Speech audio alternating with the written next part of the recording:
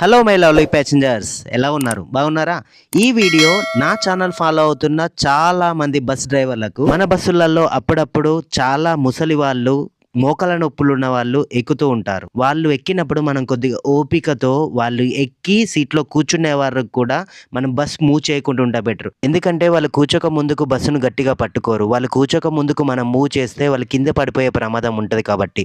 అలాగే my lovely passengers, నేను చాలా మందిని గమనించాను. ముసలి వాళ్ళను బస్ స్టాండ్‌కి తీసుకొచ్చి అతని కొడుకే కావచ్చు, మనమడే కావచ్చు, లేకుంటే బిడ్డే కావచ్చు, బస్ ఎక్కిచ్చేసి ఎళ్ళిపోతారు. మరి దిగేటప్పుడు తను ఎలా దిగుతదని చెప్పి ఎవరు ఆలోచించరు. మన ఇంట్లో ఉండే ముసలి వాళ్ళకు ఏమైనా పనులుంటే మన పనులన్నీ పక్కకు పెట్టి వాళ్ళని క్షేమంగా తీసుకురండి.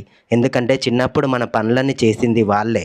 నిజమే కదా! నేను చెప్పింది నచ్చినట్టు అవుతే ఇలాంటి ఇన్ఫర్మేషన్ వీడియోలు ఇంకా కావాలనుకుంటే నా ఛానల్ సబ్స్క్రైబ్ చేసుకొని ఫాలో అవ్వరా? ఉంటా. బాయ్. టాటా.